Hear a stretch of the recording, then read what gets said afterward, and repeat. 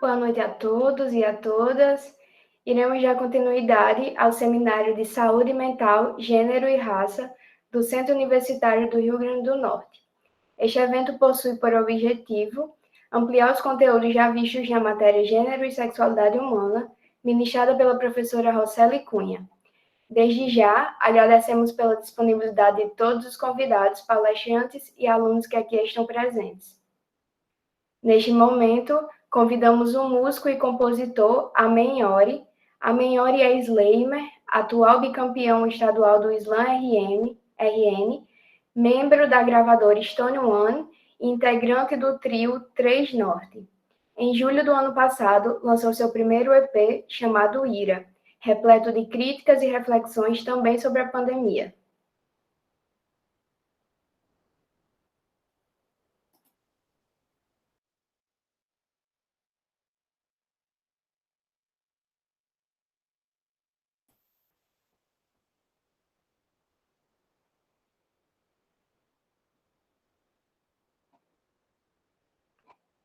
Pessoal, já pode começar a apresentação de Amenhori.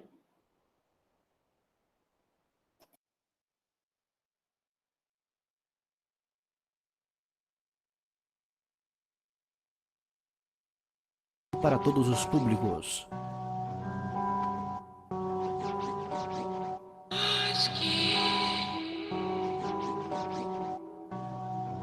Eu ouvi um amém. Ela tá sem trava, descarregando, mas essa porra sou eu que engatilho. Falei que odeio arma. Ela me disse que adora dar uns tiros, e é pancadão na Guanabara. Bandido não dança balança, é bala doce e cocada. A noite é uma criança. Minha matéria-prima é a realidade. Geladeira cheia, não cheia de joia. Minha cara tá no jornal da cidade. Não é por tráfico de droga que tá tudo em paz. A guerra é lá fora, Deus nunca entrou num tribunal. Eu já quis ser policial, mas disseram pra não brincar com coque. Eu tô tentando ser o mais original, mais original possível, pra não ser mais um preto confundido dentro de casa ou na porta da escola. Enquanto os homens de ferro avançam, desmatando e destruindo. O racismo tá tão claro que até cega, mas é o escuro que te incomoda. Polícia é igual criança mimada, qualquer coisa tá abrindo berro. Aqui os demônios vestem farda, mas o diabo veste terno. Jesus é só mais um menino rodeado pelo gigante de ferro. Pássaros de ferro, homens de ferro estão te ferindo. De onde vem todos esses tiros? É o baile das máscaras. Eles tocam, nós dança conforme a canção. Virou guerra, disputa, o que era pra ser questão de evolução. Na balança da justiça o dinheiro pesa. Quantos lixos industriais são jogados no fundo do mar e debaixo da tua goela? Alô, alô, marciano, o Brasil tá matando o Brasil. Não reconhecem mais um homem livre, não investe em vacina, só em fake news. Não tem super-homem, eles superfaturam. Olha o que eles chamaram de futuro. A liberdade ainda é de papel. Eu não vou ser fetiche de fantoche. Cada punho erguido é um troféu. Tudo se transforma em asfalto, silêncio. Pandemia ou não, nós ainda é preto. Morre 3 vezes mais do mesmo jeito. Bandeira branca, manchada de vermelho. De boa intenção, o planalto tá cheio. Falso profeta anda a cavalo. Antes dos vírus, vermes já matavam o nosso povo asfixiado. Hitler não usa mais uniforme, agora ele anda engravatado. Não me venham com copos de leite, pô, meu povo tá bem acordado. E nenhum sistema compra seu valor. A verdade é crua, o mundo é cruel. A justiça é uma hipocrisia. Não assumem a culpa e sumiram com Gabriel. Não confundo fogo nos racistas com o fogo que vem da polícia. O sistema é um ciclo vicioso. A vida não é doce, baby. Não se engane com as receitas de bolo. Ela tá sem trava, descarregando, mas essa porra sou eu que engatilho. Falei que eu odeio arma. Ela me disse que adora dar uns tiros. Oremos. E é pancadão na Guanabara.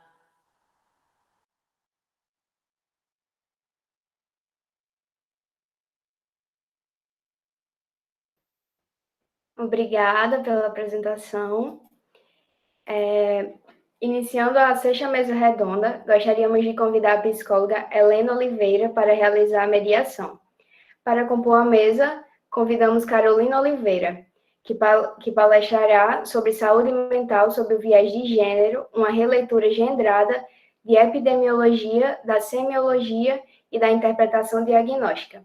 Carolina é graduanda em psicologia no UniRN, apaixonada por trocas singulares e é assistente terapêutica na clínica Viviane Lopes. No momento, busca descobrir sua área, abordagem de atuação em psicologia, mas possui interesse em atuar com crianças e adultos. Convidamos João Pedro Aguiar para apresentar a segunda palestra do bloco com o título Depressão e Masculinidades. João Pedro é graduando em psicologia, foi estagiário na área de avaliação psicológica, foi monitor de prática de pesquisa em psicologia e um dos idealizadores do projeto Acordes. É músico amador e tem interesse em gestalterapia, processos grupais, atenção psicossocial e processos de subjetivação. Também convidamos Lara Maciel, graduanda em psicologia, estagiou como atendente terapêutica e apresentou trabalhos no CONIC sobre transtorno obsessivo-compulsivo e sobre esquizofrenia na infância. Possui interesse na clínica psicanalítica com crianças e adolescentes. Lara apresentará o tema O comportamento suicida em mulheres. Para a última palestra, com o tema Saúde Mental, Racismo e Psicoterapia, convidamos Camila Nóbrega. Camila é graduanda em Psicologia, integrante do projeto Psicologia Popular e membro do grupo de estudos em Fanon, vinculada ao projeto Cartografias Haitianas. Possui interesse nas teorias pós-coloniais e neocoloniais, raça e processos de subjetivação e na psicologia social.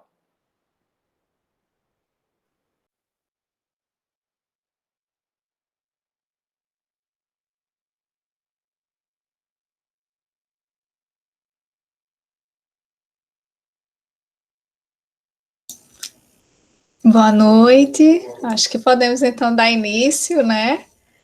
Helena, boa noite, tudo bem? Você pode ficar super coordenadora dessa mesa. Então, à medida que os palestrantes forem falando, aquele mesmo esquema, cada palestrante tem 15 minutos. E aí, à medida que for terminando um, você pode ir articulando com o outro e no final fazer aquele apanhado, né? Ok. Então, começamos por quem? Então, Carol. Sou eu, professora. Estou esperando colocar meu slide. Então, o responsável pelos slides, né, de Carol, se organize aí para apresentar como é que estão as expectativas, Carol. Vou conversando com vocês enquanto vai colocando. Não tá bem, prof. Carol vai iniciar, né? Acho logo... Não, Nicole, não, aqui no meu não está aparecendo ainda não.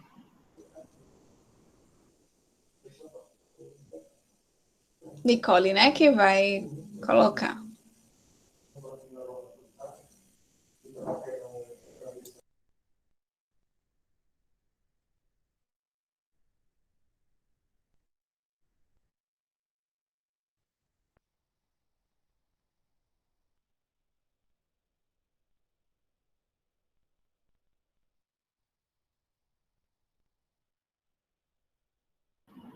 Vai aumentar? Aumenta aí, Nicole, por favor.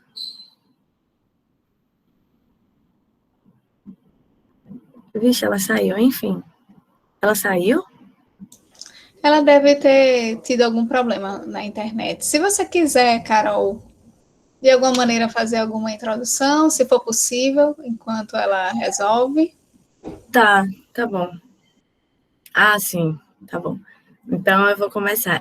Boa noite a todos e a todas. É um enorme prazer estar participando desse evento tão enriquecedor proporcionado por Roseli e agradeço desde já por esta oportunidade.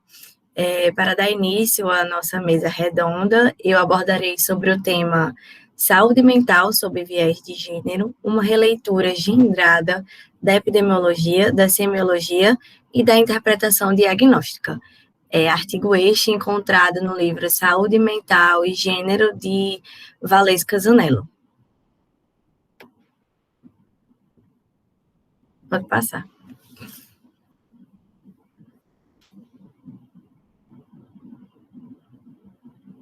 Nicole.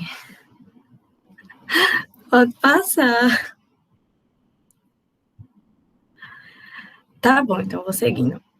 A epidemiologia, ela é o estudo da ocorrência, da distribuição e dos determinantes dos transtornos na população. Já a semiologia é definida como ciência dos signos. Sendo assim, a semiologia médica, ela é o estudo dos sintomas e sinais das doenças, estudo este que permite ao profissional de saúde identificar alterações físicas e mentais, ordenar os fenômenos observados, formular diagnósticos e empreender terapêuticas. Portanto, toda a epidemiologia dos transtornos mentais é resultado do que é o sofrimento psíquico e de como ele pode ser diagnosticado através de sinais e sintomas. Ou seja, é inerente pensar em epidemiologia sem um pressuposto semiológico que lhe dê base. Então, eu questiono, a epidemiologia é um fato ou um dado construído? E se é um dado construído, como ela é feita? Pode passar.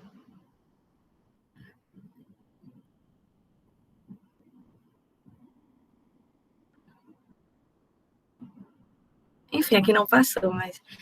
Enfim, o sofrimento psíquico, ele é atravessado por questões culturais e contextuais. Podemos analisar isso no exemplo, no caso de Freud, em seus estudos sobre histeria, no presente artigo que eu li, em que uma paciente, ao recordar de um evento de irritabilidade que teve com o marido, levou a sua mão na bochecha e sentiu uma dor forte e logo gritou. Foi como um tapa na cara.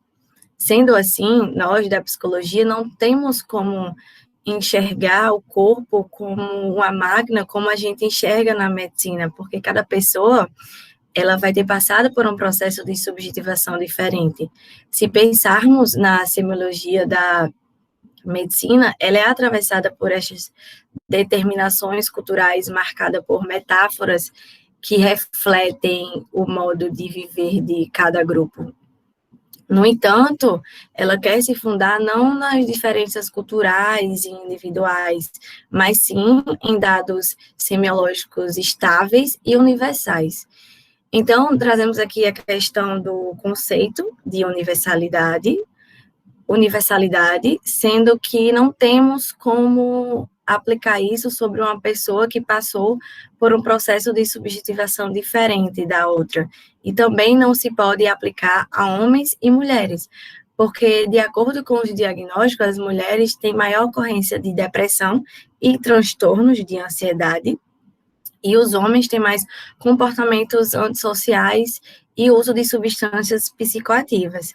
Portanto, o modo que essa mulher manifesta essa depressão e o homem manifesta a tristeza é diferente, pois foi construído para um homem, por exemplo, uma questão de virilidade, em que ele não pode chorar, tem que ser um homem bruto, assim ele vai se expressar através da raiva.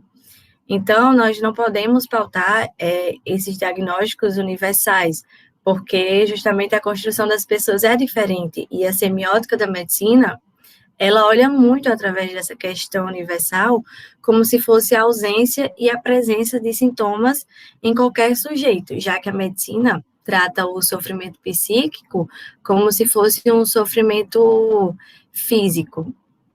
Então, eu questiono aqui novamente, como pensar esses sintomas nas relações de gênero? Bom, hoje em dia, quando estudamos as relações de gênero, não dá para estudar homens e mulheres separadamente, embora o conceito de gênero tenha surgido a partir dos estudos feministas. A partir disso, a cultura ela vai ser internalizada diferente para homens e para as mulheres. Sendo assim, o narcisismo, no sentido freudiano mesmo, é diferente para ambos, e cada um deles vai construir um ideal de felicidade diferentes, que são mediados por valores e estereótipos que são contribuídos a cada gênero. Para as mulheres, é o ideal de magreza, é a atribuição sempre a cuidado relacionado aos filhos e ao marido, o ideal de família.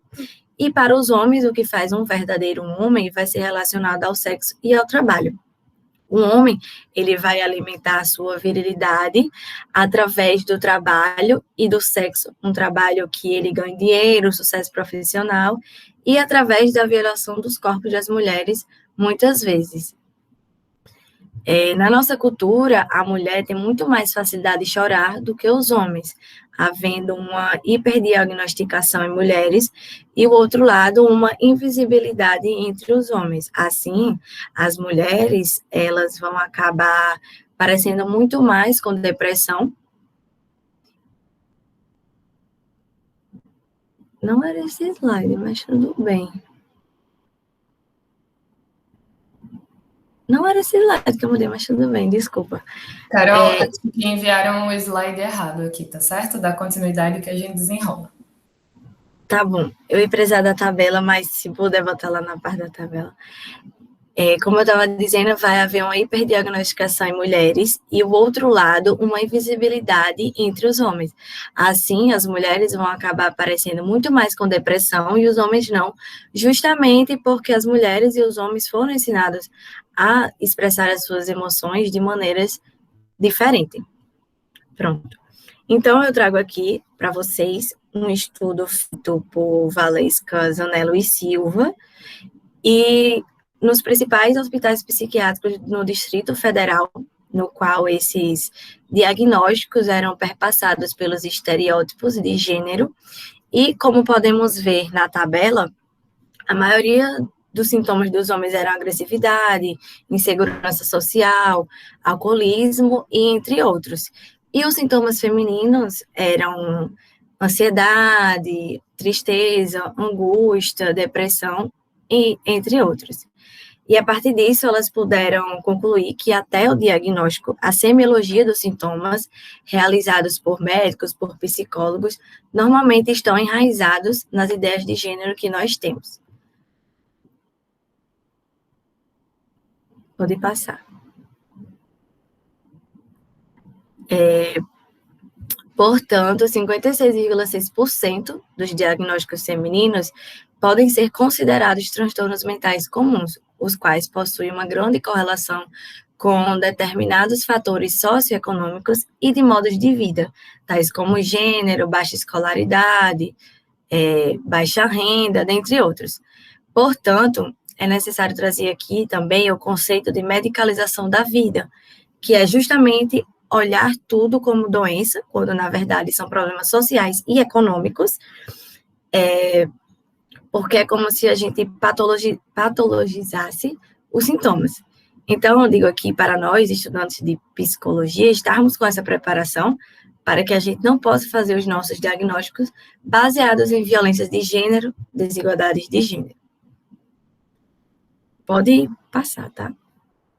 Então, eu questiono aqui para vocês, a partir de que parâmetros morais faz um psiquiatra hoje o seu diagnóstico? Haverá limites tolerados diferentemente para expressão de certos comportamentos e sentimentos face a homens e mulheres para que eles possam ser enxergados como sintoma? Precisamos entender que as relações de gênero se expressam não mais naquilo que o próprio paciente aponta como problemático, a partir daquilo que dos valores e ideias de gênero nele se constitui, mas também nos valores e ideais do médico no que diz respeito ao que é ser um homem ou uma mulher. Estes valores e ideais constituem tanto na história de vida do médico, na sua cultura, no seu processo de subjetivação, quanto através da leitura médica e da propaganda farmacêutica. Portanto, a literatura médica, posta nos manuais de diagnóstico, trata a escolha do sintoma em algo gendrado, universal, de valores. E, por outro lado, a indústria farmacêutica não apenas repete estes valores, mas reafirma no próprio interesse mercadológico construindo propagandas que se constituem em verdadeiras tecnologias de gênero. Para concluir a linha de raciocínio, o diagnóstico é a consolidação de muitas esferas e de diversas maneiras dos valores das relações de gênero. Ele não apenas retrata estes valores de forma invisível, naturalizando-os, mas os reafirma. Por fim, como vemos, é pautada nos diagnósticos dos transtornos mentais e sua incidência na população, que a epidemiologia é construída e influenciada pelo olhar do médico, por exemplo, na ideia de que depressão é coisa de mulher. Muito obrigada a todos. E deixo o meu contato, meu Instagram, porque não está aparecendo aí, mas estava no final. E é isso, muito obrigada pela atenção a todos.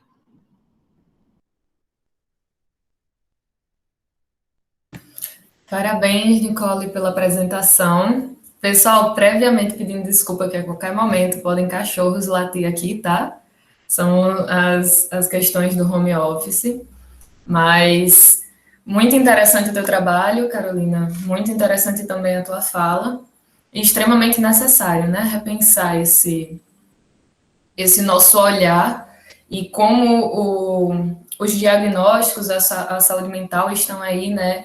Extremamente articuladas a esses processos de desigualdade social e de desigualdade de gênero que já vêm sendo articulados e que já vêm sendo perpetuados, digamos assim, através da história, através desses engendramentos aí. Mas é isso, né? Uma fala muito importante, muito necessária. Não tem como a gente falar de saúde mental sem atentar para o contexto, né, social, histórico, cultural, político, econômico que a gente está inserido, porque tudo isso influencia diretamente na nossa concepção do que é saúde, do que é doença, e, consequentemente, da nossa percepção de saúde mental, né, quando a gente olha para a história, né, a respeito disso. Então, parabéns pela apresentação. Quem é o próximo grupo, pessoal? Olá, boa noite. Eu sou o João Pedro. Vamos estar dando continuidade aqui às nossas discussões. Espero que continuemos produzindo conhecimento de forma rica. Já agradeço demais pelo convite e pela oportunidade de estar aqui presente. Juliana vai me ajudar aqui passando os slides. Depressão e masculinidades. Basicamente, pessoal, o que eu quero aqui é continuar uma conversa que já iniciou durante esses dias. Durante hoje mesmo, de manhã, quando o Lucas levanta sobre a temática da virilidade, quando Lucas mesmo, levanta sobre o próprio dispositivo da eficácia, que a gente vai ver um pouquinho mais à frente. Mas, já dialogando com a própria palestra de Carol, que aconteceu agora há pouco, eu quero trazer um dado. Segundo a Organização Mundial da Saúde, a OMS, a depressão atinge 5% da população mundial, o que equivale a cerca de 350 milhões de pessoas. Mas não é somente o número alto que choca. A OMS também informou que para cada homem com depressão, 2 mulheres sofrem com a doença. Parece fazer muito sentido a partir daquelas tabelas, a partir daqueles dados que Carol nos mostrou agora há pouco. Então parece que as mulheres deprimem mais do que os homens, né? Parece um fato curioso. Seria a depressão uma condição demonstrada e vivenciada da mesma forma por homens e mulheres? Parece uma pergunta também interessante, né? Principalmente a partir desse viés de gênero, da importância de considerar o gênero enquanto uma categoria de análise a partir dos estudos da semiologia, da própria epidemiologia e da entrega de um diagnóstico, né? Então, será que a depressão enquanto vivência, enquanto patologia mesmo, podemos dizer, será que ela é vivenciada da mesma forma por homens e mulheres? E aqui eu trago uma fala de ninguém mais, ninguém menos que o próprio DSM, que é quem muitas vezes guia a conduta dos profissionais da psiquiatria e também da própria psicologia. E essa fala aqui vem direto dele. A característica essencial de um episódio depressivo maior é um período de pelo menos 2 semanas durante as quais há um humor depressivo ou perda de interesse ou prazer em quase todas as atividades. O curioso aqui é que esse humor depressivo, a senso comum e há também a senso de olhar médico, geralmente, em nossa sociedade, é observado a partir do choro, por exemplo, a partir dessa figura cabisbaixa, dessa figura realmente chorosa, né? Não sei se existe esse termo chorosa, inventei aqui agora.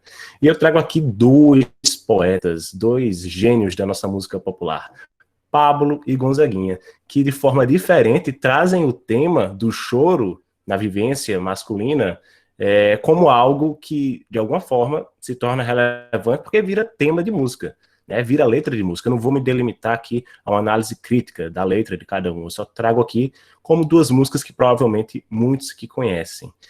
Faço uma brincadeira com esses versos aí, se você é do time que homens não chora, ou dos times que homem chora, homem também chora, né? Mas só o fato curioso da letra de Gonzaguinha usar também chora, parece ser uma afirmação de que o normal, o esperado, o talvez o mais habitual é que eles não chorem, já que ele utilizou também.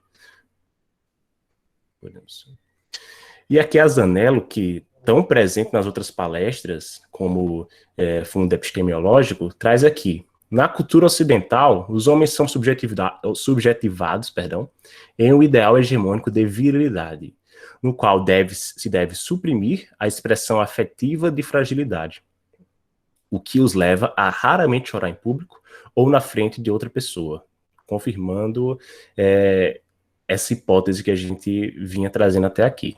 Próximo. Mas por quê, né? Porque isso acontece, porque os homens não choram. É algo natural, é uma questão hormonal, os homens não sentem da mesma forma que as mulheres, a produção lacrimal não acontece nos homens, é isso, né? E aí a gente pode olhar a partir de um viés crítico, sócio-histórico, como a masculinidade, como a identidade masculina, ela é construída, né? E a gente percebe que desde a infância existe um caminho que é apresentado e que é conduzido de maneira violenta, por que não dizer empurrado, né, a partir dessa diferença binária. Seja homem, e isso é coisa de mulherzinha, duas falas típicas a nível de senso comum mesmo. E geralmente remete-se o ser mulherzinha ou coisa de menina dentro de uma perspectiva masculina, de um ideal, de uma masculinidade hegemônica, a coisas frágeis, a coisas negativas, a coisas que, acima de tudo, precisam ser negadas, rejeitadas, não vivenciadas. Então, constitui-se uma dupla violência dos homens, inicialmente, contra si mesmo, não é à toa que os homens se matam mais do que as mulheres, os dados demonstram, as estatísticas demonstram que os homens realizam mais suicídio do que as mulheres, não quer dizer que as mulheres não realizem suicídio, mas também uma violência dos homens contra outros homens, como a gente vai ver aqui, geralmente sempre ligados a esse ideal, a essa compreensão hegemônica de masculinidade. Pode passar, Josi, por favor. Aqui algumas falas mais muito comuns. Provavelmente qualquer homem aqui já ouviu algo desse tipo na sua infância, ou talvez ainda mesmo na idade adulta também ouça algumas frases muito comuns. E eu trago também uma tirinha na próxima. Uma tirinha que nada mais tem um caráter irônico, de humor, que na verdade é uma constatação de que, acima de tudo, essa hegemonia masculina, essa masculinidade hegemônica, melhor falando aqui, ela preza pela afirmação, reafirmação e a plena certeza de que você compreendeu que eu sou hétero. Eu posso ser o que você quiser, menos gay. É em cima disso que se constrói a masculinidade hegemônica. No Brasil, foram registrados, trazendo aqui mais alguns dados da própria OMS, 13.467 casos de suicídio em 2016, segundo a OMS. A grande maioria entre homens. E a tendência se repete em nível mundial. E aí, beleza, suicídio e depressão são coisas diferentes. A gente não está dizendo aqui que uma pessoa que deprime, consequentemente, vai se suicidar. E um suicídio, consequentemente, sempre vai ser causado por uma depressão. Não, não é necessariamente isso. A gente não está querendo falar aqui. Mas a gente sabe que, enquanto perspectivas e cuidados de atenção à saúde, né, enquanto grande área aqui, a gente sabe que elas podem estar interligadas. Próximo. E aí a Zanello, ela afirma que existe uma necessidade, dialogando muito com o que Carol trouxe agora há pouco, de que os dados epidemiológicos sejam tomados como dados construídos e não como fatos, né? O mundo não existiu, né? Seja lá a partir da perspectiva que você acredite sobre criacionismo, evolucionismo, enfim, Big Bang, seja lá o que for, mas sei lá, vamos dizer aqui a partir de uma perspectiva criacionista, quando Deus disse haja luz, ele não disse haja DSM, haja isso. Essas coisas não são fatídicas, essas coisas não simplesmente eclodiram, não estão simplesmente enquanto fenômenos demonstrados, palpáveis, mas essas coisas foram construídas e não são neutras, como Samara muito bem trouxe hoje de manhã nessa discussão. A saúde mental, e por que não dizer outras áreas da própria saúde, ela não é neutra, ela segue um viés, ela tem um viés. E entraria a categoria de gênero como uma categoria, como um viés, uma perspectiva geralmente descartada, geralmente não analisada, geralmente não entrada nessa soma de fatores, né? Então, é preciso considerar o viés de gênero. Próximo, por favor. Mas então, quanto aos homens, de fato, como é que a depressão geralmente se apresenta diante desses processos de subjetivação masculinos, né, tão violentos contra o próprio homem, né, de violências contra si, de violência contra outros homens e também, como a gente tem visto em outras palestras, contra as mulheres? Como, de fato, eles se apresentam? E a resposta que a Zanello vai trazer, uma possibilidade de resposta, é que a partir da não consolidação de um projeto de masculinidade hegemônica. A depressão é como um fiasco, um projeto que desmorona, que não deu certo. Os homens aprendem um ideal de masculinidade baseado no dispositivo da virilidade, da eficácia, que Lucas muito bem explanou hoje de manhã, e a gente vai ver um pouquinho já, e quando eles se veem não capazes de alcançar tal ideal que parece ser sempre um pouco acima, sempre a partir de uma perspectiva de comparação, né? Como a gente vive no mundo capitalista, não tem como a gente não se comparar. Mas sempre a partir desse viés do dispositivo da eficácia que diz, constrói, que enraiza dentro do próprio homem uma necessidade de se expressar enquanto viril sexualmente e laborativamente, qualquer tentativa, ou melhor, qualquer possibilidade de uma masculinidade se demonstrar de maneira diferente a essa, ou seja, diferente da não hegemônica, geralmente, e aqui eu não trago isso como uma consequência direta, mas pode se interligar, pode estar ligado ao processo do adoecimento, né? E aqui eu trago o adoecimento enquanto uma vivência, né? Não trago, mais uma vez eu relembro isso, não trago a partir de uma perspectiva meramente fisiológica, mas enquanto vivência subjetiva que é interligada, interpassada, atravessada por cenários sociais. E aqui eu trago um relato de caso, pode passar, para a gente ilustrar isso na prática, talvez, né? É a partir de uma experiência de escuta que eu mesmo tive. Alguns dados aqui eu utilizo de maneira para preservar o sigilo da pessoa, obviamente. Então, o Gilberto, ele é um homem de 45 anos, negro e heterossexual. Ele é casado, é pai de uma filha de 5 meses. Nos últimos anos, ele passou por uma demissão inesperada e algumas dificuldades para encontrar um novo emprego. E ele fala da seguinte forma: não queira estar na pele de uma pessoa que trabalhou por 15 anos em uma empresa, ganhando muito bem. Eu tenho uma vida boa e, de repente, tudo foi por água abaixo. Tudo se resume a uma rescisão salarial. Você é um número. É isso que o Gilberto traz. Podemos passar para o próximo slide. E aí eu pergunto, né? Eu os pergunto aqui. Como é que fica a virilidade laborativa diante desse episódio? Diante de Gilberto, enquanto homem que foi constituído com esse ideal, né, que atravessa a masculinidade hegemônica, de ser o grande provedor, e ele traz muito isso nas suas falas, nas sessões, a necessidade de garantir segurança, sustento e todo o controle, não só da perspectiva financeira, mas a respeito de tudo que se relaciona à ordem, vamos dizer assim, familiar, a partir de um imprevisto desse, como a demissão inesperada. E aí eu pergunto para ele, né, quando ele é perguntado sobre como se sente atualmente em relação a esses acontecimentos, o Gilberto comenta: a sensação é de que está um tanque enchendo. Estou a 1/4 de um tanque.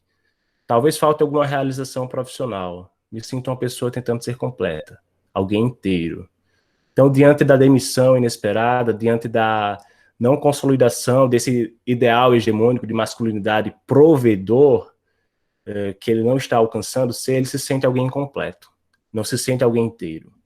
E quando lhe é pedido para falar um pouco mais sobre o que seria alguém inteiro, em sua concepção, ele afirma e confirma as teses que a gente tem levantado até agora.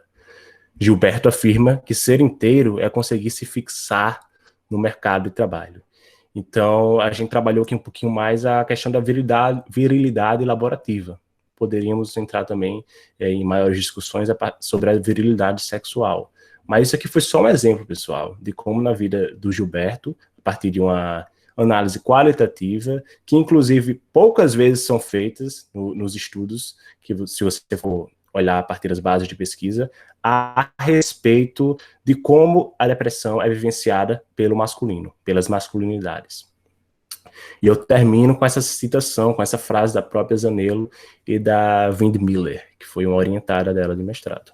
Se a epidemiologia da depressão é um fenômeno gendrado e sociocultural, pouco se pesquisa sobre a depressão masculina e suas possíveis especificidades. E, subitamente, quando não há pesquisas sobre a depressão em homens, e subitamente, quando há pesquisas sobre a depressão em homens, poucas são qualitativas. Portanto, raramente os homens são ouvidos. E eu creio que os homens têm muito a falar. E é assim que eu termino a minha fala. Espero que possa ter sido acrescentadora e enriquecedora a esse momento aqui de discussão. Agradeço demais. Obrigada, João Pedro, pela palestra, né, pela temática, que se articula, né, diretamente com o que Carolina estava colocando, como você muito bem iniciou. E aí eu vou deixar, inclusive, para fazer as minhas considerações ao final, porque eu já vi que está tudo muito articulado, tudo muito relacionado, então eu já vou numa linha específica de raciocínio, tá? Mas realmente muito interessante o teu trabalho, né, e a tua fala muito necessária também. Quem é o próximo palestrante ou palestrante? Sou eu, Lara. Então vamos lá, Lara, fica à vontade. Deixa só Nicole começar a compartilhar, que ela que vai.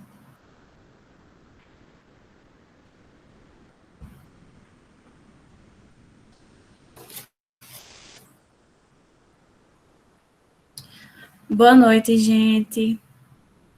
Meu nome é Lara e eu gostaria de dizer que é um imenso prazer estar aqui ao lado dos demais palestrantes falando sobre assuntos tão importantes e tão necessários. E nesse segundo seminário de saúde mental, gênero e raça, eu vou trazer uma discussão acerca do comportamento suicida em mulheres e o relacionando com a violência de gênero. Pode passar.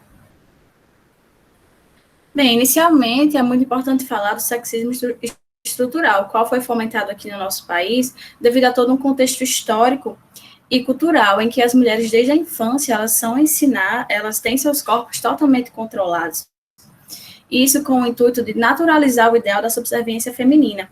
E esse sexismo, ele atravessa o fenômeno do suicídio aqui no Brasil, em que, apesar dos suicídios ocorrerem predominantemente entre homens, segundo dados do Ministério da Saúde de 2017, 69% das tentativas de suicídio ocorre predominantemente entre mulheres. E isso ocorre devido ao fato dos homens eles optarem por métodos mais violentos, eles geralmente utilizam armas de fogo, enquanto as mulheres elas optam ou por envenenamento ou pelo uso de medicação. E essa tentativa das mulheres é vista como um surto, um descontrole emocional, algo que precisa ser controlado, que precisa ser contido. Isso, de certa forma, torna inválido esse sofrimento, essa dor que as mulheres sentem. E, então, por isso, elas são silenciadas e medicalizadas como uma forma de ter total controle sobre os corpos femininos. Pode passar. E esse controle sobre os corpos ocorre a partir de dois dispositivos, o dispositivo do amor e o dispositivo da maternidade. No dispositivo do amor, desde muito novos, nós somos ensinados que para alcançarmos nossos objetivos, para encontrarmos a chave da felicidade, nós precisamos ser escolhidas como objeto de amor de um homem. Isso acaba se tornando um fator de identidade para a gente, porque para sermos escolhidas, nós precisamos ter um ideal de beleza, um ideal de comportamento. Nós precisamos ser loiras, precisamos ser brancas, jovens e magras. Além disso, precisamos ser dóceis, precisamos ser delicadas e ter esse olhar de cuidado para com o outro. E isso é um padrão praticamente impossível de se alcançar, e até mesmo aquelas mulheres que se encaixam nesse padrão, ao atingirem certa idade, elas começam a receber os olhares desaprovadores da sociedade, ou seja, nenhuma mulher está livre desse dispositivo. O segundo dispositivo da maternidade ocorre devido à naturalização da noção do instinto materno, em que a sociedade pensa que todas as mulheres têm o desejo de ser mãe, todas as mulheres têm esse perfil de empatia, de cuidado com o outro. E, obviamente, nem todas as mulheres apresentam essas características e esse desejo, mas mesmo quando nós escolhemos não sermos mães, nós não estamos isentas desse dispositivo. Ainda há uma cobrança por esse ideal de comportamento, ainda há uma cobrança por esse filho que escolhemos não ter. E isso é um fato que gera muito sofrimento nas mulheres. Pode passar. Por isso, eu trouxe uma pesquisa realizada na Universidade de Brasília, em que 9 mulheres foram entrevistadas, 3 lésbicas, 3 bissexuais e 3 heterossexuais. E durante as falas dessas mulheres, se sobressaíram 5 categorias. E essas categorias podem nos ajudar a entender se há uma relação entre o comportamento suicida das mulheres e a violência de gênero. Pode passar. A primeira categoria é a masculinidade adoecedora, em que os homens eles foram criados cercados por essa pedagogia de violência e competitividade. Isso transpassa em suas relações com as mulheres, em que há muita violência, tanto por omissão quanto por ação. O fator paterno foi presente na maioria das falas das mulheres, tanto pelo fator da ausência desse pai, quanto pela infidelidade. E a masculinidade adoecedora vem como uma forma de legitimizar esse comportamento dos homens, é uma forma de dizer para a mulher, os homens são assim e vocês lidem com isso, é problema de vocês. Outra forma de violência é a desqualificação de discursos, em que os homens taxam nós mulheres como loucas, como uma forma de nos desestabilizar, de deslegitimizar nossos discursos. E muitas vezes as mulheres permanecem nesse ambiente adoecedor, nesse ambiente que não nos faz bem, pelo medo de estar sozinha, porque é esperado pela sociedade que nós temos que estar com alguém. Isso acontece tanto nas esferas privadas, dentro das casas, com os maridos, com os pais, como também nas esferas públicas. A segunda categoria é o ideal estético, em que nós mulheres, nós vivenciamos extremo sofrimento por não seguirmos o padrão de beleza. Quando nós não obedecemos esse ideal, há uma grande desaprovação social. Além disso, a discriminação por não seguirmos as apresentações de gêneros impostas pelos discursos da sociedade. Durante a entrevista, uma das mulheres, ela relata que ela se vestia de forma masculinizada durante a escola. E entende-se como masculinizado na convenção social de como se espera que os homens se vistam, ok? E ela era vítima de piadas, ela era excluída, recebeu um apelido de Maria Macho. E isso foi um fator de tanto sofrimento para ela, que ao longo da sua vida acabou se tornando um evento gatilho para a tentativa de suicídio. Pode passar. A terceira categoria trata-se das relações românticas, em que desde sempre as mulheres elas têm que realizar grandes esforços para se manter em um relacionamento. Há uma supervalorização dessas relações, e não só nos relacionamentos heterossexuais, como também nos relacionamentos homossexuais. Uma das lésbicas, ela conta que ela estava em um relacionamento com outra mulher, e elas não se tratavam mais como namoradas, elas não se beijavam mais, elas não tinham mais relações sexuais, mas ela preferia permanecer nesse lugar que estava fazendo mal a ela, que ela não estava se sentindo bem, estava adoecendo, do que ficar sozinha. E, contanto, quando o relacionamento chega ao fim, ela enfrenta um quadro depressivo e tenta tirar a sua vida, evidenciando também o fim da relação como evento gatilho para a tentativa de suicídio. A quarta categoria ela pode ser vista sob dois olhares. É perpetuada pelo dispositivo da maternidade e direciona as mulheres para ter um comportamento de empatia, de cuidado, de zelo pelo outro. E essa priorização do outro coloca a mulher em segundo plano. E esse local secundário é extremamente exaustivo, tanto mentalmente quanto fisicamente, porque temos que atender essas expectativas sociais a todo tempo. E pode ser um fator de extremo sofrimento para nós mulheres. Entretanto, como eu falei, essa categoria ela pode ser vista sob dois olhares.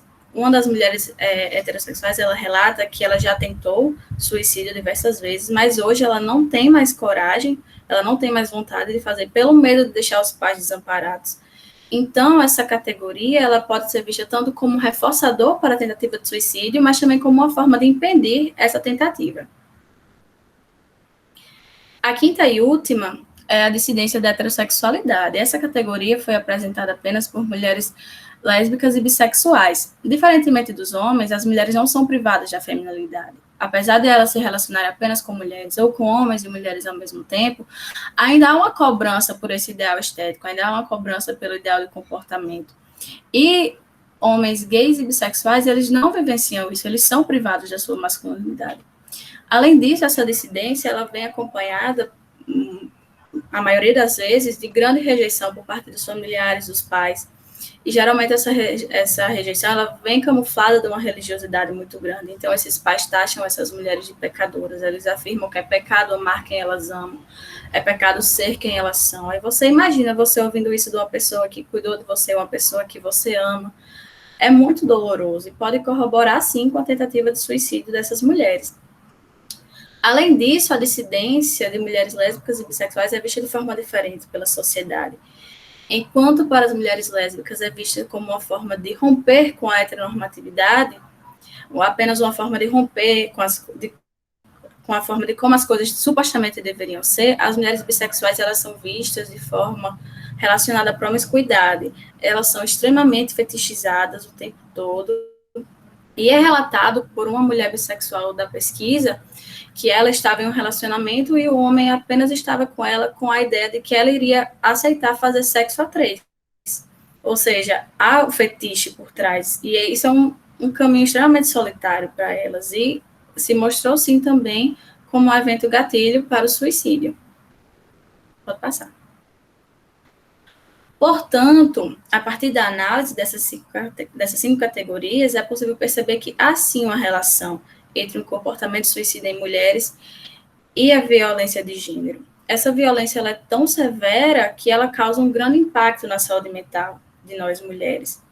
E esse impacto ele é tão brutal que muitas vezes nos faz perder a vontade de viver. Nós estamos o tempo todo sendo controlados, os olhares da sociedade estão o tempo todo sobre nós. E muitas mulheres não veem mais sentido de viver dessa forma, sabe? E pensar numa forma de intervir Pode voltar. E pensar numa forma de intervir é muito complicado, porque... Pode voltar. Porque requer que os homens, eles saiam dessa posição de poder que eles tiveram há tanto tempo, historicamente falando, essa posição que eles mesmos se colocaram. Isso significaria que eles perderiam muitos de seus privilégios, então não seria nem um pouco interessante para eles. Mas é imprescindível que nós continuemos levando essa discussão para as faculdades, para dentro das casas, ambientes de trabalho, para causar uma reflexão, para gerar um impacto, para que as pessoas vejam e reflitam sobre como adoecedora é essa violência de gênero.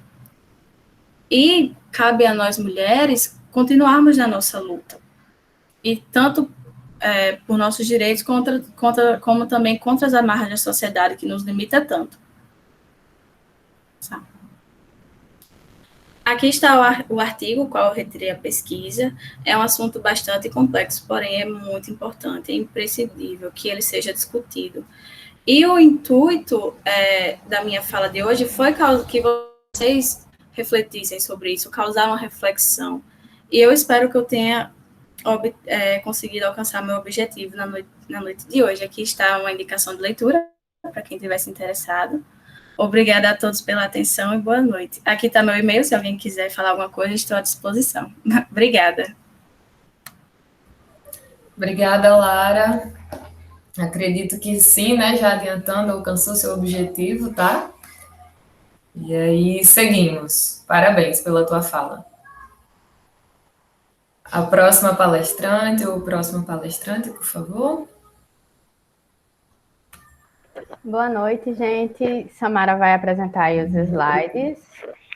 Eu me chamo Camila, eu quero primeiro agradecer a todos os palestrantes e parabenizar que vieram antes de mim.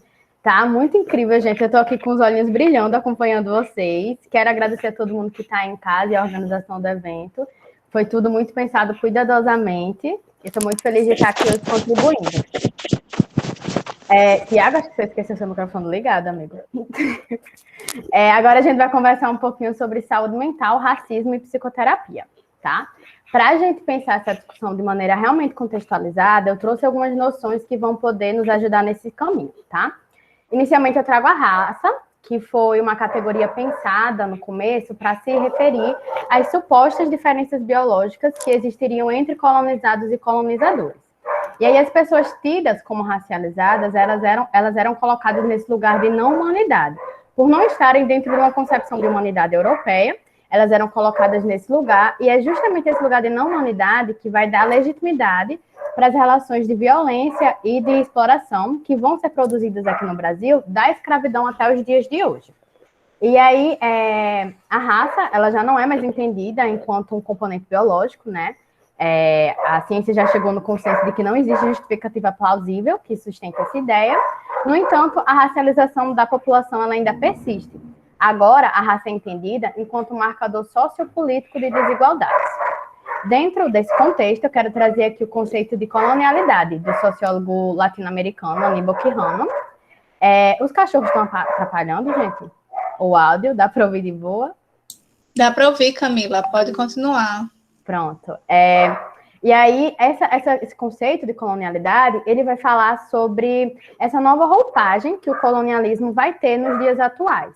É como se a lógica do colonialismo permanecesse, mas através de atualizações e da consolidação dessa matriz de poder. É justamente sobre essa base colonial que eu trago a concepção de racismo que vai ser utilizada aqui. O racismo estrutural, enquanto um conjunto de valores, de princípios, de normas, de estruturas e ideias que vão fundamentar um funcionamento social que tem bases racializadas de distinções. São distinções políticas, distinções epistêmicas, distinções sociais, econômicas, enfim. Então, o que é que se destaca aqui? O racismo, a raça, ela é uma categoria inventada, não existe justificativa de fato biológica para isso, mas os desdobramentos que vão se dar em função da criação dessa ideia de raça e da utilização dela na organização social vão marcar a racialização da população até os dias de hoje. Um outro componente que também se destaca, né, na contextualização da nossa discussão é a política de branqueamento da população. Uma vez que a gente entende, assume a ideia de que existe raça inferior, isso inevitavelmente vai nos levar a perceber também que a maior parte da população do Brasil é composta por essa raça tida como inferior. Então, surge aí a primeira questão a respeito da raça no Estado brasileiro. E a postura que o Estado vai ter frente a essa questão da raça vai ser a tentativa de branquear a população. Então, essa política de branqueamento ela vai assumir diversas formas em diversos contextos, passar por diversos dispositivos, mas uma delas é a vinda de imigrantes aqui para o Brasil, onde através das relações interraciais, o que se esperava era que a população negra fosse deixar de existir. Inclusive, esse quadro, A Redenção de Cã, que eu trago, ele foi exposto na primeira Confederação de Raças, Confederação Mundial, junto com a previsão de que em um dado momento a raça negra não existiria mais aqui no Brasil. Com o tempo, essa postura vai mudar um pouquinho, e o que a gente vai perceber vai ser a implantação da ideia da democracia racial. E aí alguns autores, como Gilberto Freire, no Casa Grande Senzala, vão construir essa ideia de paraíso racial no Brasil, onde supostamente as raças conviveriam assim, sem conflitos, em perfeita harmonia, com igualdade racial. O que não se dá muito bem na prática, né? Se a gente for para uma breve verificação dos dados da realidade, a gente vai ver que isso não é bem verdade. Mas essa ideia ela tem muita força aqui no Brasil, inclusive a psicologia bebe dessa fonte. À medida que ela não legitima a importância desse tipo de discussão na nossa formação acadêmica, na nossa prática, ela está, sim, influenciada pelo mito da democracia racial.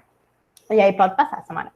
Dentro dessa contextualização, o que eu quero destacar aqui é a saúde mental, o adoecimento, o sofrimento psíquico, eles necessariamente estão inseridos em um contexto. A pessoa não chega no consultório dada no vácuo, não chega só a depressão. Chega a depressão que está numa pessoa e essa pessoa está obrigatoriamente inserida num contexto. Dentro desse contexto é que eu destaco que o racismo ele é um produtor de violências sistêmicas, seja no campo das violências concretas, né, a discriminação racial, a violência física propriamente dita, ou no campo das violências simbólicas, no que diz respeito à falta de representatividade, o preterimento afetivo. Então, vejam, o Brasil é um país que teve como literalmente projeto político o apagamento dos nossos traços, do nosso cabelo, do nosso nariz. Então, como é que a gente vai dizer que os processos de construção de autoestima, de identidade, até de afetividade das mulheres negras e mulheres brancas vão se dar da mesma forma? Entende? E aí, pode passar, Samara. Dado essa questão do sofrimento psíquico, o que eu quero perguntar? Como é que a psicologia clínica ela tem contribuído no tocante aos adoecimentos mentais que são causados pelo racismo? E aí, para responder a isso, eu trouxe uma pesquisa que foi realizada para a produção do artigo Psicoterapia, Raça e Racismo no Contexto Brasileiro. Nessa pesquisa foram entrevistadas 7 mulheres autoidentificadas como negras, e o objetivo era coletar mesmo as narrativas dela, né, as vivências e a experiência ao abordar as questões raciais dentro da psicoterapia. E aí pode passar, Samara. Esses resultados foram organizados em 4 categorias temáticas de análise. A primeira delas é a razão para buscar psicoterapia. Aqui foram listados motivos e gatilhos que levaram as mulheres a buscar a psicoterapia, as entrevistadas. E o que se destaca, o que se percebe é que cada motivo desse tinha um atravessamento específico das questões raciais de cada mulher. E aí elas relatam, todas as entrevistadas relataram, que elas evoluíam até um determinado ponto dentro da psicoterapia, só que aí elas encontravam um limite, um processo de estagnação dentro da psicoterapia, que se dava justamente quando elas iam falar sobre as questões raciais. A esse processo foi dado o nome de parede de vidro, que é essa limitação que as entrevistadas encontraram quando foram falar sobre suas questões raciais. Um outro aspecto que também se destaca aqui dentro dos processos do processo terapêutico são os aspectos transferenciais. As mulheres, as entrevistadas, tendiam a pressupor com a terapeuta branca de que as questões não seriam muito bem manejadas. E com a psicoterapeuta negra, elas tendiam a ter uma fantasia, uma esperança de compreensão mesmo das questões raciais, que seria dada pela vivência racial compartilhada, mas aí vale ressaltar que essa esperança ela nem sempre se concretizou, na verdade. É aí que eu trago algumas frases, né, que foram trazidas durante a pesquisa. Uma das entrevistadas fala: eu não sei se a terapeuta não consegue, não se preocupa. É como se conversar com ela sobre isso fosse uma coisa que ela não conseguisse me entender, não conseguisse me ajudar, não conseguisse me orientar. E aí, outra entrevistada fala: uma pessoa com formação racial, que saiba lidar com algumas coisas que eu levo para lá. Eu gostaria muito da sensação de não ter que ficar explicando para ela, porque eu acho que a formação do profissional é um trabalho do profissional e não do cliente. Essa fala, ela fala num contexto em que ela estava trazendo a questão racial, e aí ela tinha que explicar o que era e por que aquilo era racismo, porque a psicoterapeuta não entendia. Pode passar, Samara. Um outro fator também que se destaca, né, a terceira categoria de análise, são os fatores terapêuticos coadjuvantes.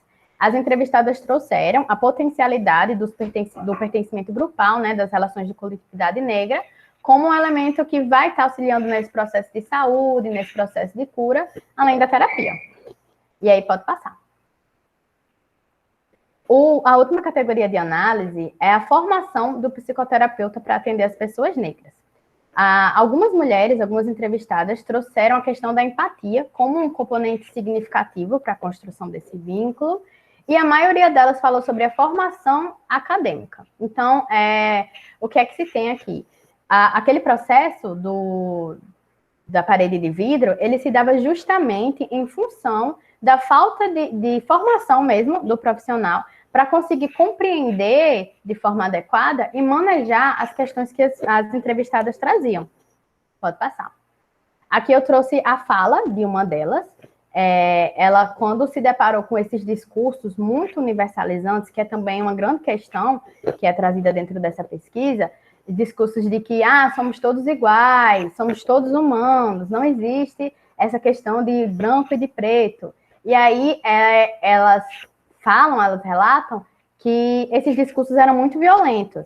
E parece que os psicólogos não ouviam o que estava sendo dito pelo paciente, pelo cliente, e afirmavam a universalidade da experiência. Então, vejam que aqui é uma grande questão, porque o que é que a gente está fazendo dentro da psicoterapia se não for ouvir, se não for entender as questões que estão sendo postas, entende? Pode passar. E aí, dentro desse contexto, né, dado os resultados dessa pesquisa, e levando em consideração também que o Brasil, a América Latina, ela é racializada, a maior parte da nossa população, ela é negra, e que o racismo, ele não só faz parte da nossa construção histórica, da nossa histórica, como da nossa realidade. Ele está aí posto todos os dias, né? O Brasil é o país onde, coincidentemente, curiosamente, as balas perdidas procuram os corpos pretos, né? E aí, levando em consideração esse contexto, eu quero perguntar, a gente está fazendo psicologia para quem? Para quem é que a gente está direcionando a nossa clínica? E aí, para pensar sobre isso, a gente pode recorrer à história mesmo da psicologia.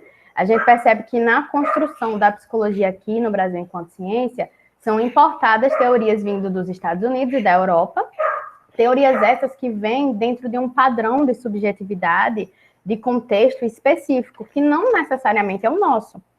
E aí, qual o problema disso? O problema é que, muitas vezes, essas teorias vão se mostrar insuficientes no contemplar da realidade latino-americana.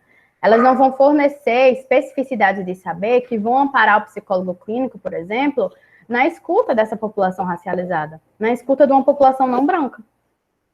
E aí, para ilustrar esse diálogo, eu trouxe... Pode voltar, Samara. Eu trouxe um relato da experiência do Fanon. O Fanon, que é um cara com inúmeras contribuições para a psicologia, mas que também está sob o processo de apagamento. A gente não vê ele na faculdade, geralmente, né? Normalmente. E ele era psiquiatra e também revolucionário. Ele estava também muito envolvido na reforma psiquiátrica. E aí, em uma das implementações que ele fez no hospital psiquiátrico que ele coordenava, ele começou a introduzir elementos como a arte-terapia, no caso o teatro, no processo terapêutico de alguns pacientes. O que ele percebeu foi que os pacientes brancos tinham resultado a partir das ferramentas, né, das novas ferramentas terapêuticas, e os pacientes negros não. E aí ele estudando, ele chegou à conclusão e percebeu que essas ferramentas que ele havia introduzido, todas faziam parte de um arcabouço cultural da cultura europeia e branca. Os pacientes negros daquele hospital, eles eram árabes, se eu não me engano, naquele momento, e não conheciam o teatro da forma que os pacientes brancos conheciam. Eles só conheciam o teatro a partir de manifestações religiosas, em um outro contexto. E aí isso impediu o potencial terapêutico da ferramenta que ele havia introduzido.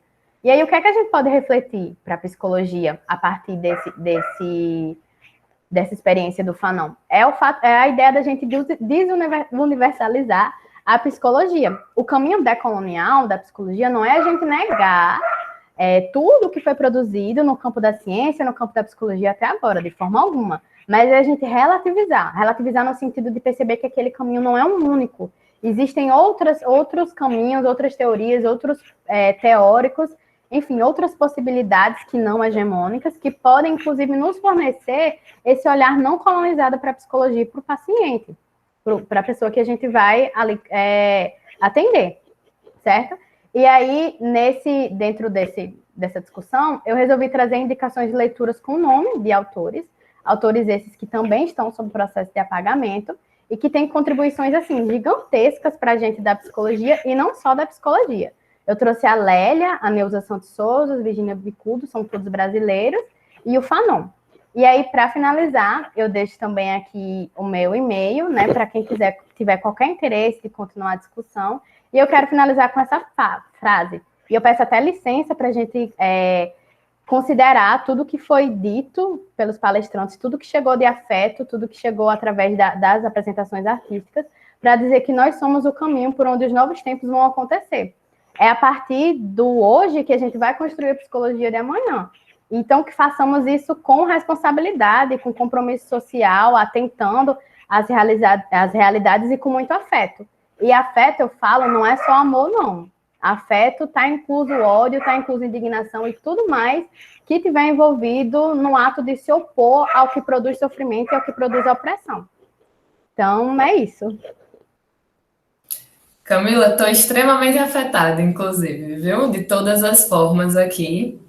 De fato, não são tempos, acredito que nunca existiu tempo para a neutralidade, porque é um processo praticamente impossível, inviável, ao mesmo tempo que não estamos vivendo momentos para isenção, é momento para afetos, né, para afetações.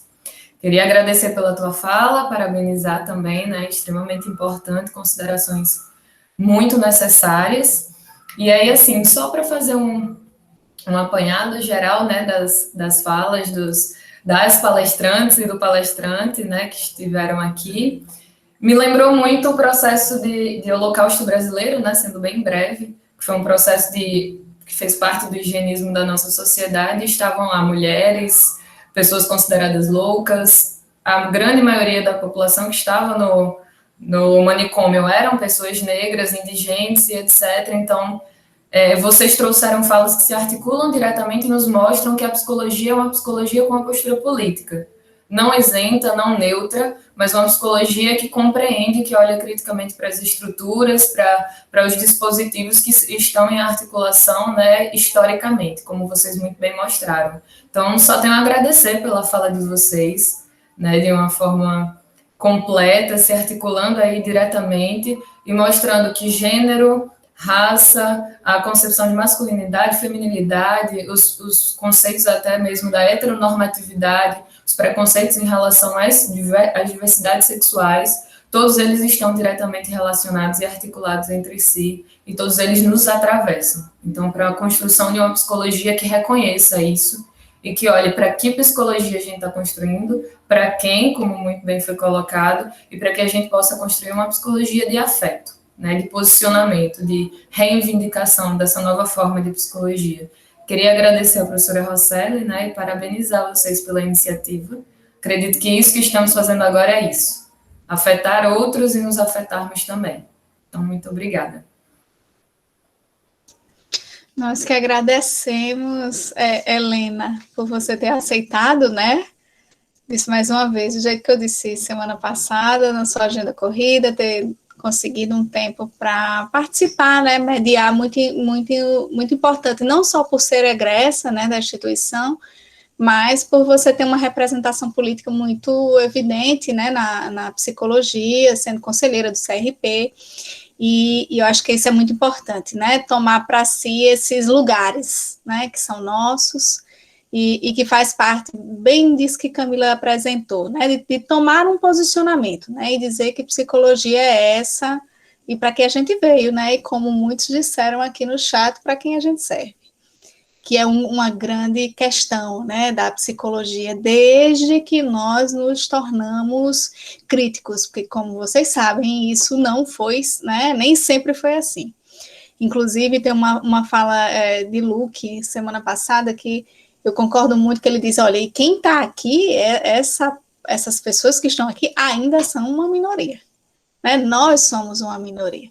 A gente está falando aqui como se fosse, né, uma psicologia extremamente crítica e tal, mas isso é uma minoria mesmo, né? Existe aí uma psicologia fortemente hegemônica que lida com os sujeitos como se eles tivessem uma estrutura psicológica para além de uma vida social, como se isso fosse possível, né? Se assim fosse possível, a gente não se socializava nas instituições, né? E, claro, instituições sociais. Então, portanto, ainda há muita alienação entre nós profissionais, em razão, né, dessa falta de discussão. Eu gostaria, então, de parabenizar todos os palestrantes dessa mesa, que tanto nos fizeram aprender, né, com essas discussões que vocês apresentaram, e gostaria de convidar o cerimonial para retornar ao posto de protagonismo de vocês, para que nós pudéssemos seguir. eu queria pedir que após a apresentação cultural, que todos os convidados que estão aqui serão, já serão liberados. Eu gostaria que só a turma, quem fosse da turma, ou manhã ou noite, a gente pudesse ficar aqui uns minutinhos só para que a gente pudesse se despedir, afinal, vocês já vão entrar de férias, eu ainda fico uns diazinhos com o primeiro ano, mas, enfim, o que importa é a minha cabeça, que também já está em clima de férias. Então, acho que vale a pena a gente se despedir do semestre. Helena, muito obrigada, você está liberadíssima, eu agradeço mais uma vez. Já sabe, né? Precisar é só chamar, que eu venho correndo. Tá certo, boas aulas. Helena é egressa daqui, gente, eu já disse, né? E Helena agora é aluna do mestrado, mais uma, né, das alunas do mestrado, do UniRN, que passam no mestrado do PPG-Psi, da UFRN. A gente tem se acostumado, né, Helena?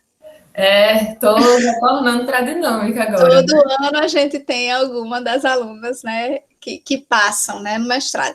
Modéstia à parte, todas foram minhas orientandas. Então, fico muito feliz de participar, assim, desse processo, tanto o seu como as demais. Vou mandar um beijo para elas em seu nome, tá certo? Tá certo. Tchau, pessoal. Boa noite. Mais uma vez, parabéns. Pode ir, Naira. Desde já a gente agradece a todo mundo que participou, os palestrantes, Helena, e principalmente a nossa orientadora, Roseli.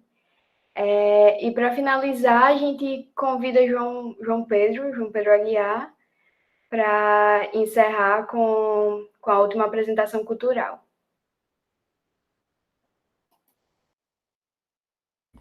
Não conheço não, João Pedro Aguiar.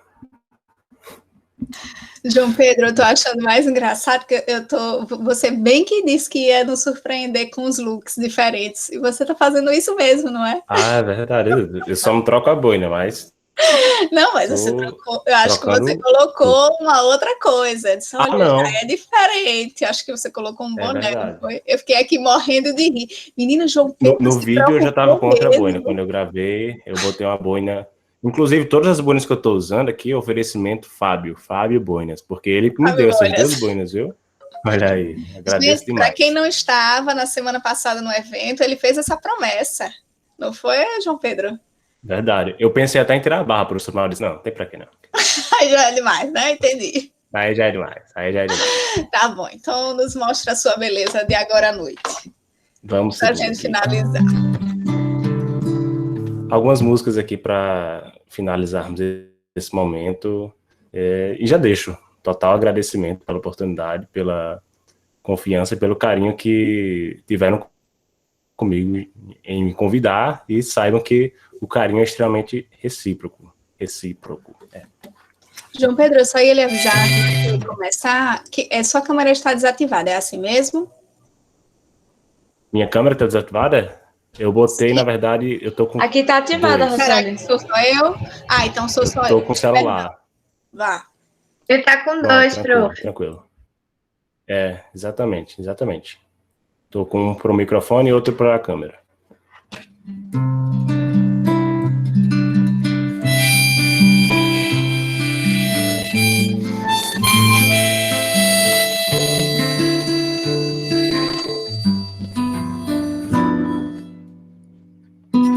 Eu ando pelo mundo prestando atenção em cores que eu não sei o nome. Cores de Almodóvar, cores de Frida Kahlo, cores. Passeio pelo escuro, eu presto muito atenção no que meu irmão ouve. E como a segunda pele, um calo numa casca, numa cápsula protetora. Eu quero chegar antes pra sinalizar o estar de cada coisa.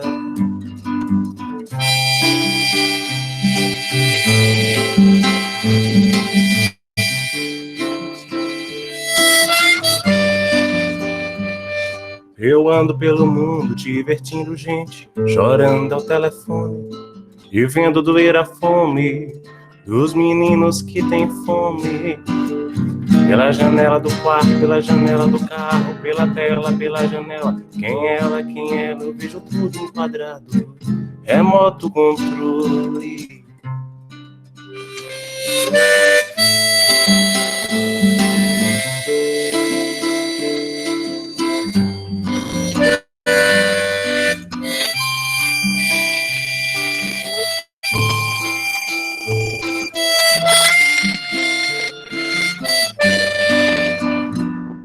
Eu ando pelo mundo, os automóveis correm para quê?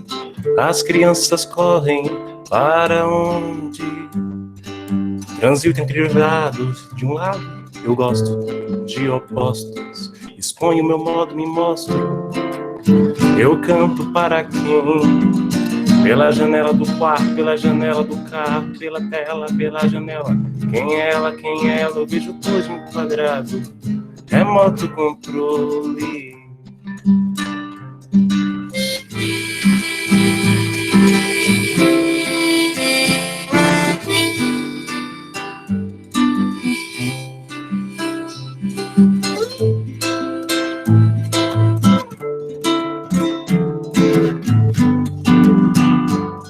Eu ando pelo mundo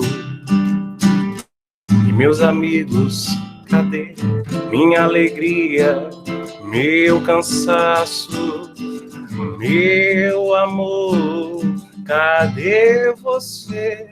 Eu acordei, não tem ninguém ao lado, meu amor. Cadê você? Eu acordei, não tem ninguém ao lado. Pela janela do quarto, pela janela do carro, pela tela, pela janela. Quem é ela, quem é ela? Eu vejo tudo enquadrado. Remoto controle.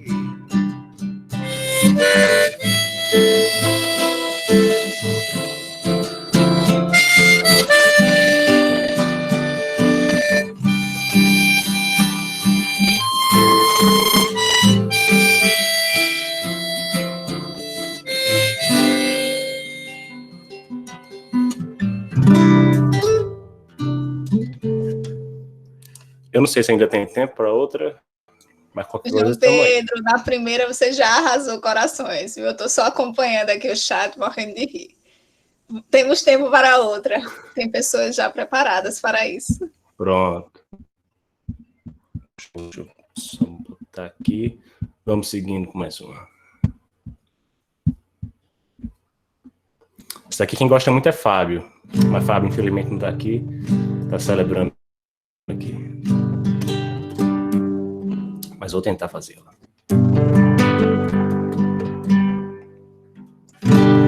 Eu vi um menino quando eu vi o tempo brincando ao redor do caminho daquele menino.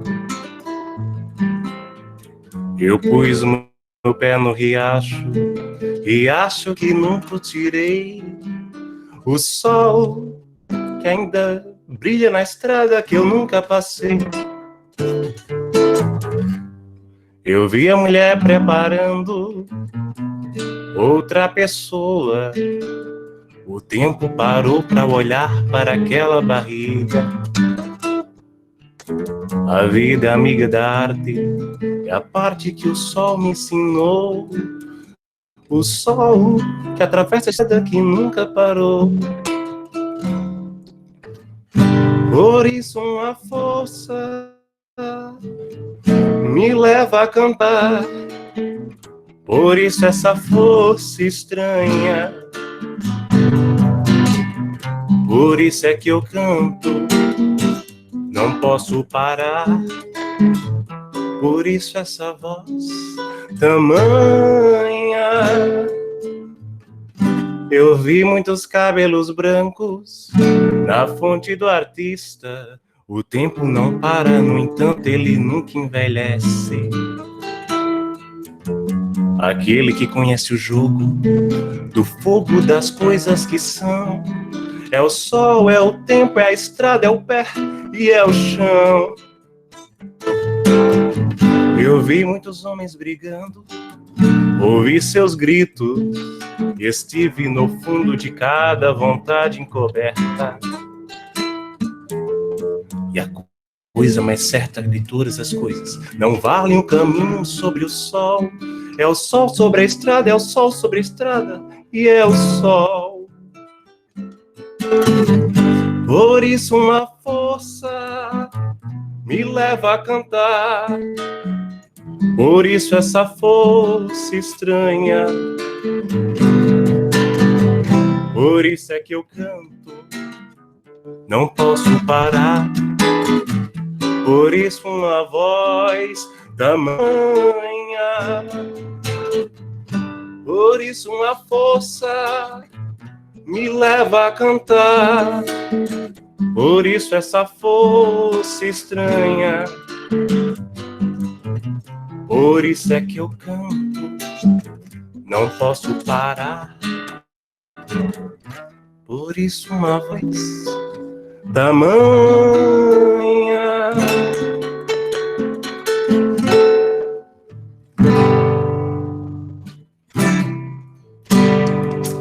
Valeu! Muito obrigado, pessoal. Valeu, João Pedro. Bati palma, mas estava desativado. Mas Tranquilo. acompanhe aí no chat. Aceito. Estão todos falando com você. Bom, João Pedro, eu já lhe agradeci no evento, acho que em algum momento, porque você foi figurinha aqui, repetida. Mas, embora repetido, você surpreendeu a cada momento, né? Sempre com afetos diferentes a cada vez que você veio. Então, eu agradeço muito em nome da turma. A maioria estão aqui super orgulhosos de você. Você e Fábio, né, pela manhã. Nós tivemos também Geraldo, que nos abrilhantou, né? Abrilhantou o evento com aquela performance inicial dele, no início do evento. Então, mais uma vez, eu agradeço muito, tá? Naira, nós vamos... ainda tem alguma fala? Eu ou sempre a gente cito o Foucault. Oi? João Pedro? Não, eu estava dizendo, eu sempre cito Foucault nessa hora, professora. Foi um imenso prazer. Sim, você tem que falar a tríade para dar certo. Eu gostaria de saber da comissão. Verdade. Foi imenso saber, poder e prazer. Exatamente. Do cerimonial, como é que é? Finalizamos. Então, eu gostaria de agradecer, em nome da comissão do cerimonial, todos que estiveram presentes. Só a turma fica aqui, tá? Familiares, amigos, ou pessoas que não conheciam, ninguém, mas viram o evento e tal, e se interessaram. Eu vi que tem alguns alunos de outros períodos. Eu estou vendo aqui Guilherme Vasconcelos, que eu tenho quase certeza que ele é do primeiro ano noturno. E eu vi aqui também Rax, que eu acho que ele é do quinto período matutino, enfim. Neste grupo temos alunos de outras turmas que certamente se interessaram, né, a partir da divulgação de vocês, e foi muito legal a participação de vocês aqui. Fui vendo alguns comentários em alguns momentos, e certamente contribuiu muito. Então, eu gostaria de dizer que nós finalizamos nosso seminário, né, de saúde mental, gênero e raça, e quem sabe aí, não sei como as coisas vão funcionar, quando é que a gente vai voltar. O que eu sei é que a extensão já parabenizou demais todos os palestrantes, toda a turma, e que tem muito interesse que nas disciplinas do ano que vem vocês façam essas formações, essas palestras, se caso tivermos presencial, no modo presencial, em escolas, em outros lugares que se julga muito necessário essas discussões, né? Então, vamos ver o que é que acontece daqui para o próximo ano. Tá bom? Então, beijos aos participantes. Tchau, tchau. Tchau, Célio.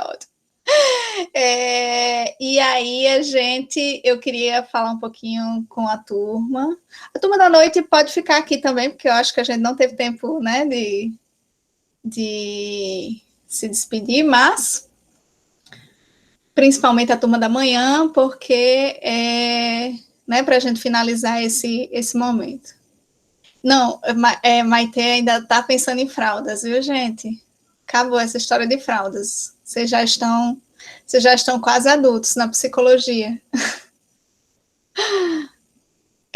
Matheus, você é de que turma, Matheus? Queria lembrar de você.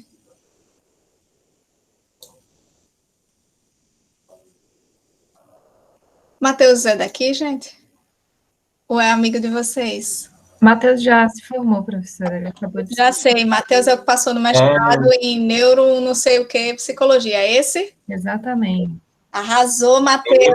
Soube da notícia. A gente já sabia que você passaria. Isso aí a gente já sabia faz tempo. Parabéns. É da psicobiologia, eu achava que era na neuropsicologia, como se tivesse um separado, né? Porque a neuropsicologia é dentro da psicologia. Bom, então que coisa boa. Agora eu queria falar um pouco com vocês, saber o que é que vocês acharam. A extensão tem que continuar gravando, né? Eu acho que é a Thaís que está aí, né? Sim, professora, foi assim. Oi, a Thaís, eu não vou demorar muito não, tá? É só para se despedir mesmo do semestre. Aí, se você quiser, a gente já pode parar de gravar, porque a gente não vai falar do evento em si, nos termos formais. Pronto, eu vou finalizar. Ok, obrigada. Fala, Samara. Tem uma pessoa lá atrás, trabalhando muito.